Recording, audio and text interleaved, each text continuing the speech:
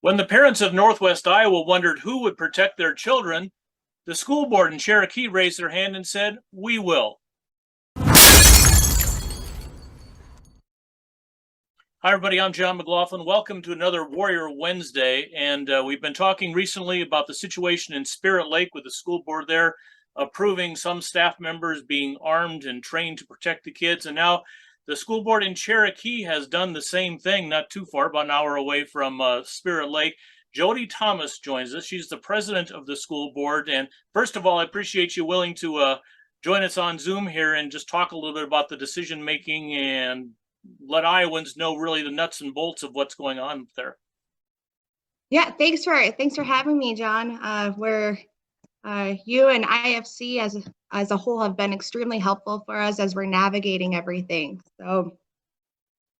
So let's start with kind of what was the impetus? Was it the Uvalde, Texas shooting? Was it all the shootings that have been happening in general? Just kind of build a little background for us of what went into finally some action taking place in Northwest Iowa. Yeah, so Uvalde was big. They have about 4,100 students in their school district. We're about 1,200, but there are other districts in Northwest Iowa that are about that size. So I guess that's why it really hit home to a lot of us. Personally, I have 4 young children, so the fact that it was in an elementary school really was really daunting to me, just thinking of those littles and how they can't protect themselves. So after Uvalde, we all know that Governor Reynolds passed legislation that allowed school boards and individual communities to come up with what their safety plan looks like. After that, we had staff approach us saying, hey, we want to protect your kids, our kids, and ourselves in the event it would ever happen here. Right. Lastly, we all know that last school year, 21-22, had 4 times higher shootings than any other school year. So every year, if we continue on that trend, is just a higher chance that it's going to happen to us. And we want to be ready.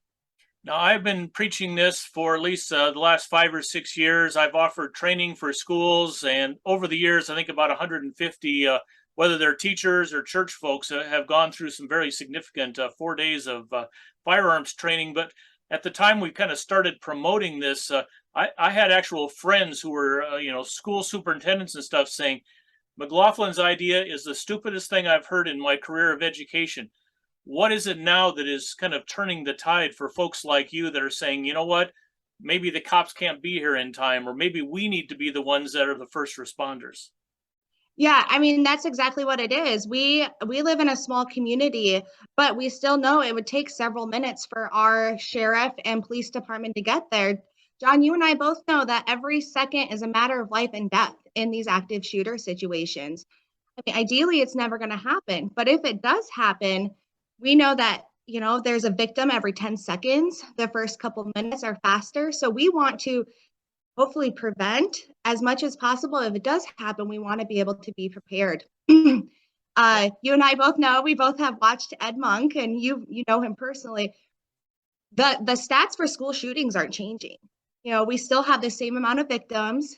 All that stuff is still happening. The length that they're happening, I mean, it's down to a science.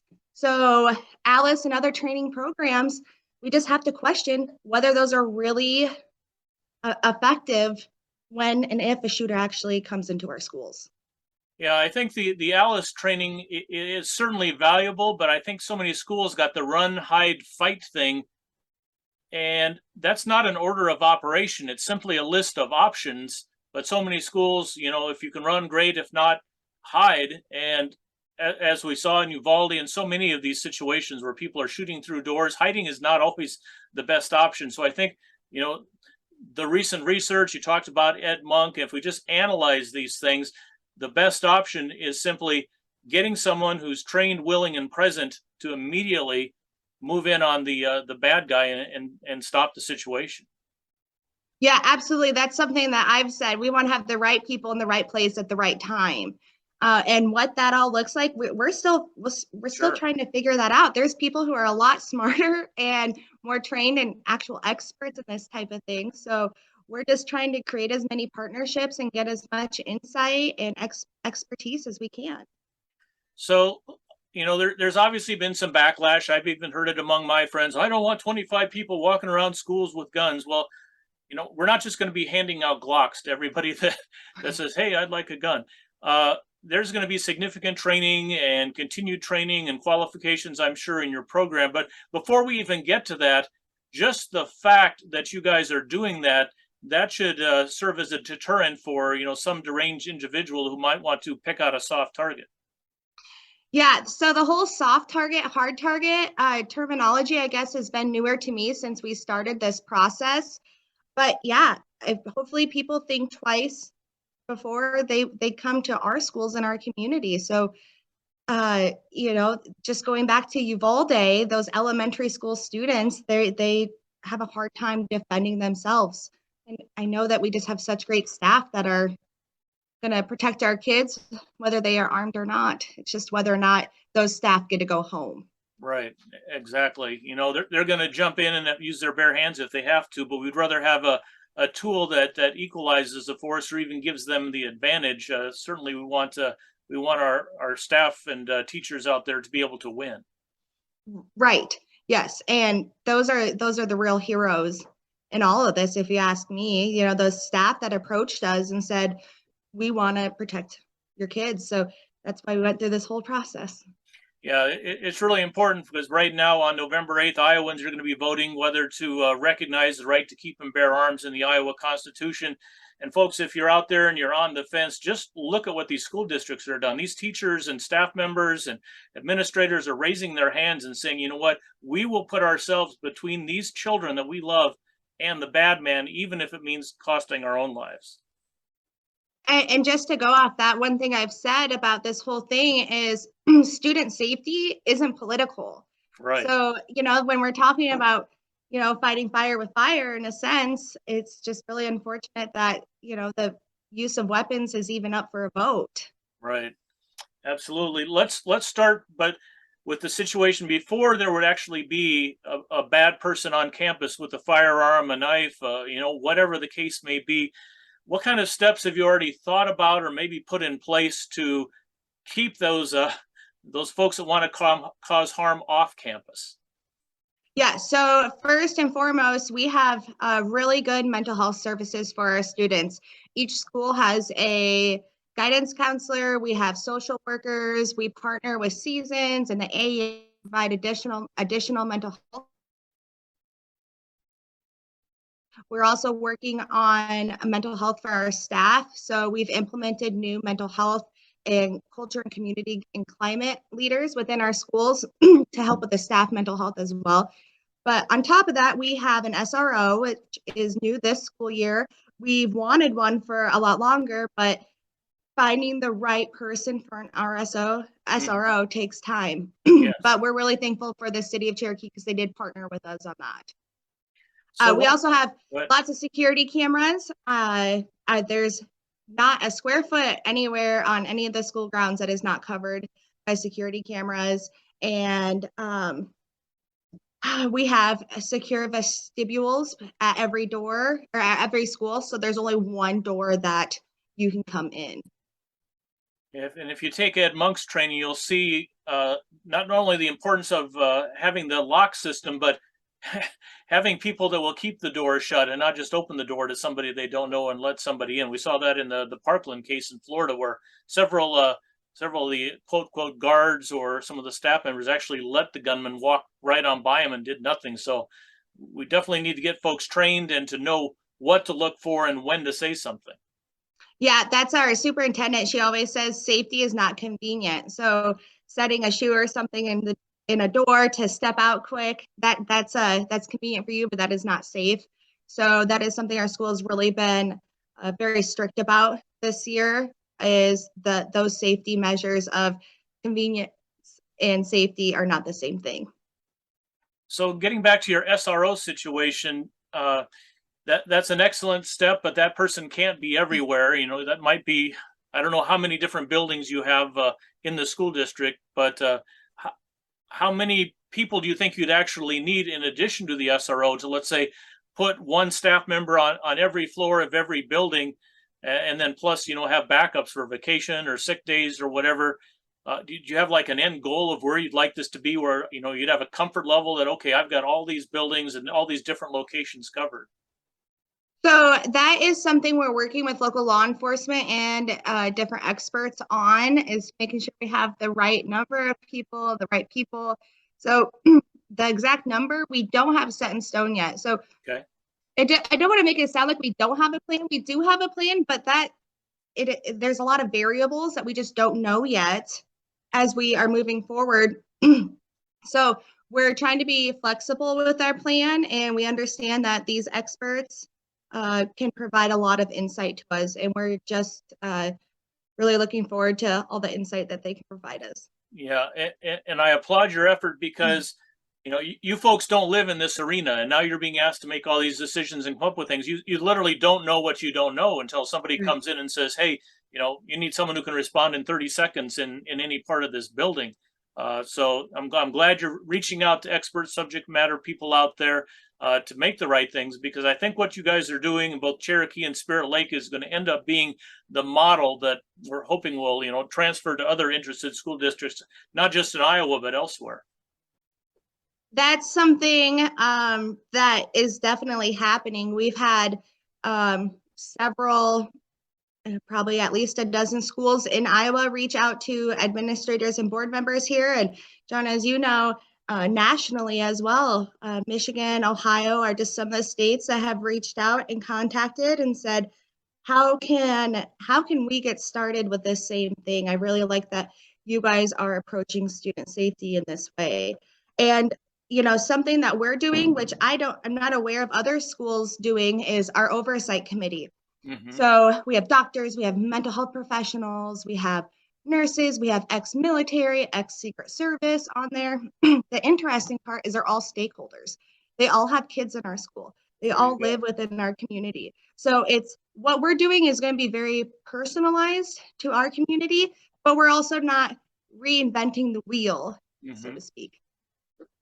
Yeah, I'm kind of involved in this arena, and like one thing we've talked about with other schools, including other states, is the folks like you that are right now becoming the leaders out there, you know, setting standards that another school can take. So for instance, I do church security in Arizona at times, and you know, the church people would qualify to the same qualifications that the local sheriff and police in Arizona would qualify to.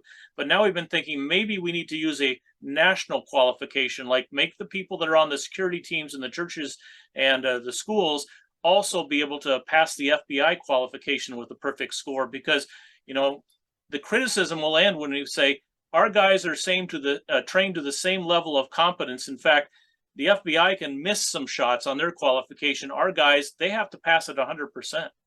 Wow. Yeah, we want to make sure that the training is the safest and the best out there. We don't want to put guns in the hand of someone who isn't willing and able to use it in this situation, but also be effective in it. So we are looking at a couple different training programs right now, and we do have our local police and sheriff looking into some of those standards and criteria of those programs. But so we don't even know exactly what program we're going to use yet. And because we're thoroughly vetting that whole program as well to make sure it's the right fit for us. But yeah, like you said, you have a lot of resources and have been a great contact for us, and we're really appreciative of that. So what has the relationship been between your school board and when you went to local law enforcement? Was there any kind of pushback, or were they like, hey, we're here to help you guys? There's great people that Cherokee is just full of great people. They're supportive but cautious as well. You know, we're trying to be cautious and really try to leave no stone left unturned as we're going through this, and they are by our side.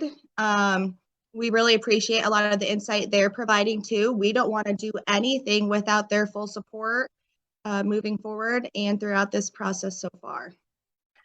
And you mentioned earlier some of the research you quoted about the average over like a 3 to 4 minute event, which is a typical response time for a 911 call, maybe longer in some of these rural school districts. You know, we're talking about 10 victims per minute. And do you have any idea, like if you called 911 now, how long would it take before, a team shows up at your door ready to crash in and take out the bad person?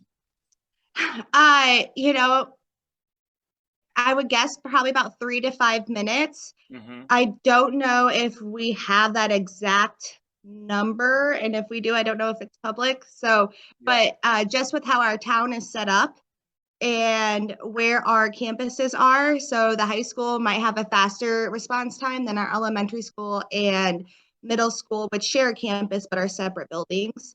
So, yeah, I just hope it never ever happens. But if it does, the faster response, the more lives that are saved. Yeah, absolutely. In fact, there's a school safety program called Faster, and it's based specifically on that. And we want the police, the paramedics, everybody to get there as quickly as possible. But the fastest response is always somebody that's right there. So just to kind of roll some other things into this, when we look back at these shootings, obviously we can't save everybody, but a lot of times the victims that have been shot can be saved with trauma medical care, the Stop the Bleed program, or what we call trauma combat casualty care. Have you thought about rolling that in, making sure you have folks that maybe they don't want to carry a firearm, but they used to be a nurse or a paramedic, and they're willing to have a trauma kit somewhere in the classroom that they could pick up, it might not even be a high end thing like we're talking. It could be a serious playground injury or a sporting injury where you got traumatic bleeding, someone that's right there with the right gear that can help save the day. Yes, that's something we're definitely looking into. We're looking into that as even potentially a staff PD. So we have several staff or all staff with some training on that trauma response training. And we also have one of the mental health professionals that has volunteered to be on our oversight committee has developed a trauma response with the mental health too. So to uh, if you see something like that happen, how to take care of the other students or teachers who see that. Yep. And we do have physicians and medical professionals on that oversight committee too. So we're really hoping to have their insight for the trauma response as well. So tell me the way it is. Community wide, is it more in support? Are you getting like strange looks as you go to the grocery store? What's happening from a community perspective? Yeah, I would say the majority of our community is supportive. I think the general consensus is it's a sad world we live in where True. we have to discuss even doing this. And, I think the people understand that we looked at this really hard and we really want to make sure this is a good process. We're not trying to rush anything. We have no set timeline because we really want to make sure that we are doing everything right. But there are others who have concerns. I would Hmm. say there are those who are not comfortable with it. And at the end of the day, I feel like we have commonalities because they're concerned about their students or their children's safety. And that's what I'm concerned about too. We just have different ideas of what that looks like.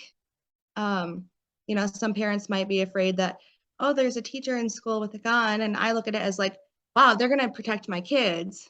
And they look Right. at it a different way. Yeah. Yeah. Well, So I hear their concerns. And, sometimes I just don't know if there's anything I can say or do that will make them feel comfortable with it. And that's something I've had to learn to live with, that right. not every decision you make will be popular with Yeah, I everyone. mean, you have the emotional response, and we can certainly understand that. And like you said, it's not political, but everybody has different views. If Mhm. you can take the emotion out and just look at the hard facts, and I'm sure Mhm. you have, and you know what that is. It's those numbers we talked about before. And like, how many, you know, perhaps victims are we willing to live with if we don't have armed people in the school? Is that five? Is it 10? And people say, "What? Why are you talking about? It needs to be zero." Well, yeah, we want it to be zero, but we can't predict the future. And if the cops can't be here for 3 minutes or 4 minutes, we're going to have a fairly high number of victims unless you allow us to do some of the things that we're talking about. Right. And you and I both know that in an active shooter situation, as soon as they are confronted with the weapon, the shooting usually goes to the person with the weapon and it is ended. Yes, So that alone is just a great way to, save some lives. And that person, the staff member who's willing to do that, in my eyes, is a hero. Takes a lot of absolutely. bravery. Yep, and as you'll hear when your folks come to the seminar that we're doing in Des Moines in December, the success rate is nearly 90% for schools that have done what we're talking about. So compare that, a 90, 89 or better percent success rate versus the schools that had nothing. And the parents who now would say, I would have done anything. I would have approved this program. I would have supported it if it had been in place and it could have done something to save my kid. So we passed that on October 17th, that policy. And the following week, there was a shooting at St. Louis, Missouri, as I'm sure you're familiar with. Mm-hmm. And there was a teacher who died protecting her students, and 3 or 7 total victims, I believe. So, it was just, it made me even more confident in our choice to do this, because that school did not have a weapons policy, and it took over 8 minutes for the police to get there, and it took them 2 or 3 more minutes to even find the shooter.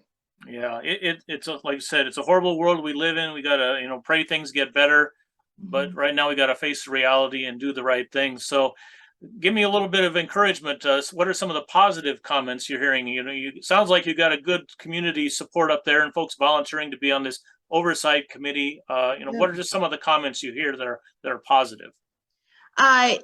It's about time that someone does something to stand up for these kids, and just a lot of applause for the courage. We know that the media was probably going to go a little crazy with this, and we knew ahead of time to expect that. So Spirit Lake did it first, but that kind of brought the camera's eyes, in a sense, to Northwest Iowa. So then, as we went through our whole process of our initial it being on the agenda and then the vote the following month, there was more and more media involved. But we know stats, we know the data, and we're confident with our decision. So when Dr. Smith and the folks up there in Spirit Lake decided to do it, were you guys like on the fence, or were you about ready to do the same thing, or did it help you maybe bolster you guys to get going? Absolutely. So we already had staff approach us and they wanted to do it. But then when we found Spirit Lake did it, it was like, okay, they were strong, they were brave. We can be strong, we can be brave and do this too. And I just really applaud them. We do share the same attorney as them. So our attorney also had experience with how to get the policies right and, cover us and make sure that everything's done legally and in a just manner. Yeah, that's good. That's important. So when you do these things, it's the attorney, the insurance company, and then getting everybody else on board after that. Right. Absolutely. So, yeah, I'm glad you've worked through those hurdles. You have supportive folks up there. We're going to reach out to your attorney. I appreciate the contact information, because that'll be an excellent guest as this process rolls along. And I do think we will see more schools, hopefully not just in God's country of Western Iowa, but gradually, spreading into Central and Eastern Iowa as we have success stories coming back from. Yes, I believe so too. I have contacts in Central Iowa, and I know they broke their boards within the last 2 weeks, requesting that they look at student safety the same way Spirit Lake and Cherokee have. So there you go. I really think so too. I wouldn't be surprised if we even see a couple more schools that do it by the end of the year. All right. Well, excellent work. We just applaud you guys for standing up, for being brave, for facing the slings and arrow of the media and the naysayers. And the bottom line, like you said, it's the safety of our children and our students out there. Yes. Yeah. I mean, I just the staff that are willing to stand in front of our kids when and if a bad guy would ever come, I just how do you take that lightly? And you don't. So we want everyone to be safe, and I want to be ready if something bad would ever happen. So one question I have to ask before we end, my friends who roll in this arena said, are they going to put up signs that say armed staff will protect kids or anything like that? Or are you going to be that bold? We've talked about it. We have not made a decision yet, but that is something that's definitely on our list as we're moving forward to put more thought into, but we have already discussed it. We're not sure. Right now, we do have signage that says it's a gun-free zone, so we know that we do have to remove those. Yes. But if we're going to take those down tomorrow if you can. What was that? I said I'd take those down tomorrow if you can. Yeah. So that's something we're working on too. So we've discussed it. We're not, we don't have really a final decision on that one yet. All right. Well, on behalf of the Iowa Firearms Coalition and the thousands of people across the state that follow us, again, we want to applaud what you're doing.